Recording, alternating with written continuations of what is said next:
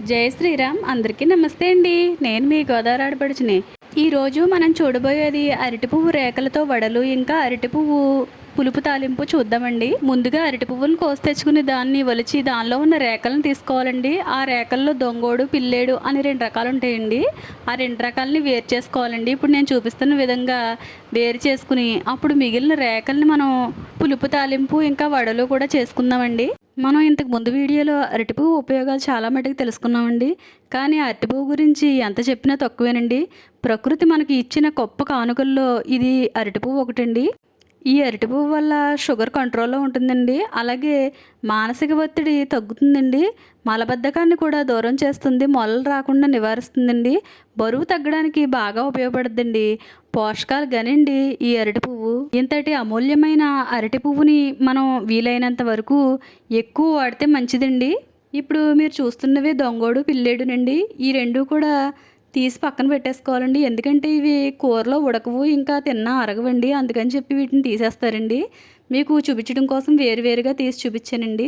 పీరియడ్స్లో ఎక్కువ నొప్పి వచ్చేవాళ్ళు ఈ అరటి పువ్వు తీసుకోవడం వల్ల నొప్పి తగ్గుతుందండి.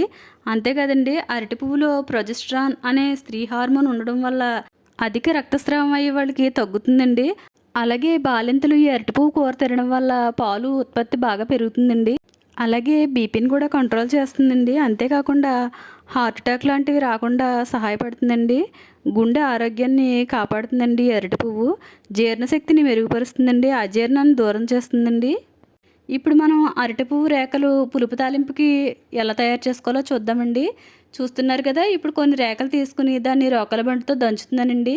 ఇలా దంచి మెత్తగా చేయాలండి. అప్పుడు మనం పులుపు తాలింపు ఎలా పెట్టుకోవాలో చూద్దామండి. ఒకవేళ మీకు ఇలా దంచుకోవడానికి అవకాశం లేకపోతే మిక్సీలో కూడా మిక్స్ చేసుకోవచ్చండి దీన్ని. ఈ అరటి పువ్వు కొంతసేపు కుమ్మేసరికి మొత్తం కలర్ అంతా మారిపోయి బ్లాక్గా వచ్చేస్తుందండి. చూస్తున్నారా ఎలా వచ్చేసిందో. ఈ అరటి పువ్వులు ఎక్కువగా తినడం వల్ల ఇమ్యూనిటీ కూడా పెరుగుతుందండి. ఈ అరటి పువ్వు కూరని వారానికి 1-2 సార్లు అయినా తింటే చాలా మంచిదండి. అలాగే షుగర్ ఉన్నవాళ్ళు ఇలా తినడం వల్ల కంట్రోల్లో ఉంటుందండి షుగరు. ఈ అరటి పువ్వుని ఇలా దంచుకోవడం పూర్తయిన తర్వాత దీన్ని శుభ్రంగా కడుక్కోవాలండి. చూస్తున్నారు కదా, ఇలా నీళ్లు పోసుకుని శుభ్రంగా కడుక్కోవాలండి. ఇది కడిగేటప్పుడు మొత్తం బ్లాక్గా వస్తుందండి వాటరు. గసంతా దిగిపోద్దండి. చూస్తున్నారా ఎలా వచ్చిందో. ఈ గసంతా దిగిపోయి తెల్ల వాటర్ వచ్చే వరకు కూడా దీన్ని శుభ్రంగా కడుక్కోవాలండి. ఈ కడిగిన పువ్వుని ఇలాంటి చిక్కల్లో వేసుకుని కడుక్కుంటే నీళ్లు కిందకి దిగిపోయి పొట్టు పైన ఉండిపోద్దండి. చూస్తున్నారు కదా, ఇలా కడగ్గా ఈ నీళ్ళన్నీ కూడా తెల్లగా మారిపోతాయండి. అప్పుడు ఇది శుభ్రమైనట్టండి. అప్పుడు దీన్ని మనం పులుపు పెట్టుకుని ఎలా వండుకోవాలో చూద్దామండి. చూస్తున్నారా, ఇప్పుడు ఇది తెల్ల వాటర్ వచ్చేసేయండి. శుభ్రంగా వదిలిందండి. దీనిలో ఉన్న గసంతా పోయిందండి.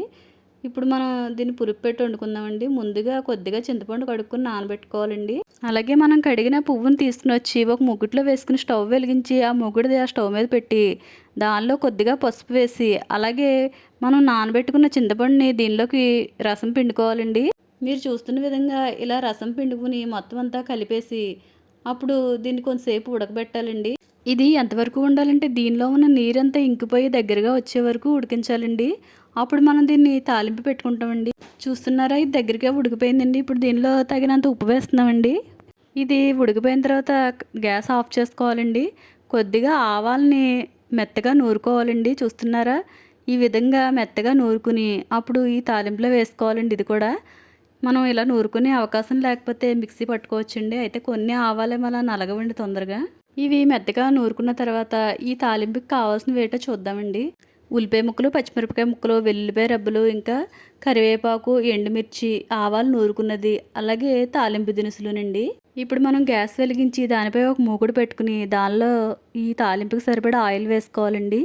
ఈ ఆయిల్ కాగిన తర్వాత మినపప్పు, శనగపప్పు, ఆవాలు, జీలకర్ర ఇవన్నీ కూడా వేసుకుని వేపించుకోవాలండి. ఇవి వేగిన తర్వాత మనం ఉల్లిపాయ, పచ్చిమిరపకాయలు ఇవన్నీ కూడా వేసి వేయించాలండి. ఇది గానుగ నూనె ఇలా నొరగొస్తుందండి.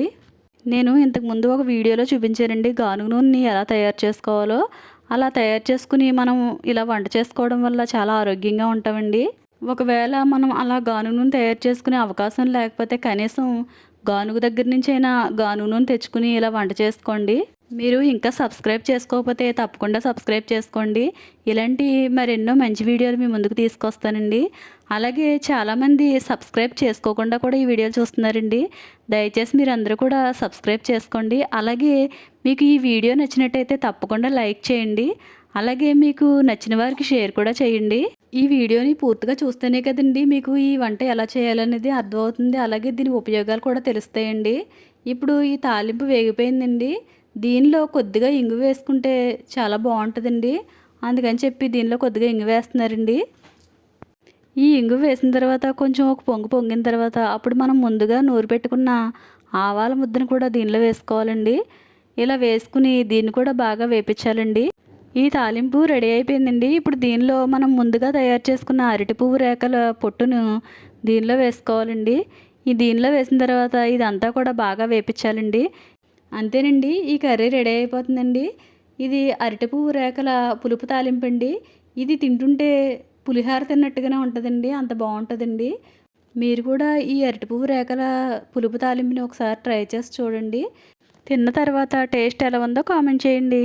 ఇప్పుడు మనం ఈ అరటి పువ్వు రేకలతో వడలు ఎలా చేసుకోవాలో చూద్దాం రండి.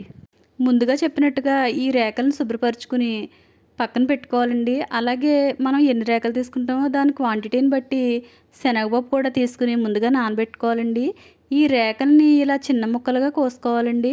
2 గంటల ముందుగా నానబెట్టుకున్న శనగపప్పుని మెత్తగా పేస్ట్ చేసుకోవాలండి. అలాగే దీనిలో కావాల్సినవి ఉల్లిపాయ ముక్కలు, పచ్చిమిరపకాయ ముక్కలు, ఇంకా కరివేపాకు, అలాగే అల్లం వెల్లుల్లి పేస్టు, జీలకర్ర, మనం తరిగి పెట్టుకున్న అరటి పువ్వు రేకలు, వీటన్నిటినీ కూడా శుభ్రంగా కలుపుకుని వడల కింద వేసుకుందామండి. చూస్తున్నారా, ఇలా అన్నీ కలిసేలా కలుపుకొని అప్పుడు దీనికి తగినంత సాల్ట్ వేసుకోవాలండి. ఇప్పుడు మనం స్టవ్ వెలిగించి దాని మీద ఒక మూకుడు పెట్టుకుని దానిలో సరిపడా ఆయిల్ వేసుకుందామండి. ఈ ఆయిల్ కాగిన తర్వాత అప్పుడు మనం వడలు వేసుకుందామండి. ఇప్పుడు ఆయిల్ కాగిందండి. ఇప్పుడు మనం వడలు వేసుకుందామండి. స్టవ్ మాత్రం మీడియం ఫ్లేమ్లోనే పెట్టాలండి. హై పెట్టేస్తే మాడిపోతుందండి. అలాగే లో పెట్టేస్తే వేగదండి. చూస్తున్నారు కదా, ఇలా ఒక్కొక్కటిగా వేసుకోవడమేనండి. ఇలా రౌండ్గా చేసుకుని వేసుకుంటే బాగుంటుందండి. మా అమ్మగారిని వడలు చూపించమంటే హారతిస్తున్నారు, చూసారా ఎలా ఇస్తున్నారు. ఇలా పిండిని మొత్తం వడలు వేసుకోవాలండి. అప్పుడు వేగిన తర్వాత ఒక ప్లేట్లోకి తీసుకుందామండి. ఈ వడలు వేగడమేమో కానీ వీటిని చూస్తుంటే నోరు ఊరిపోతుందండి. చాలా బాగున్నాయి, చూస్తున్నారా, చాలా క్రిస్పీగా బాగా వచ్చేయండి. అంతేనండి, ఈ వడలు రెడీ అయిపోయి ఇలా చేసుకుని తినడం వల్ల మనకి ఈవినింగ్ స్నాక్స్గా ఉపయోగపడుతుందండి. అలాగే ఆరోగ్యానికి ఆరోగ్యం కూడానండి. మరి ఇంకెందుకండి లేటు, మీరు కూడా వెళ్ళి అరటిపువ్వు తెచ్చుకుని ఇలా వడలు వేసుకుని ఎలా వచ్చినాయో కామెంట్ చేయండి. ఈ అరటిపువ్వుని తెచ్చుకుని ఇలా 4 రకాలుగా మీరు కూడా ప్రయత్నించి చూడండి. చూస్తున్నారు కదా, ఒకటి అరటిపువ్వు రేకల పచ్చడి, అలాగే అరటిపువ్వు పులుపు తాలింపు, అరటిపువ్వు కూర, ఇంకా అరటిపువ్వుతో వడలు. మీకు ఈ వీడియో నచ్చినట్టయితే తప్పకుండా ఒక లైక్ చేయండి. జై శ్రీరామ్.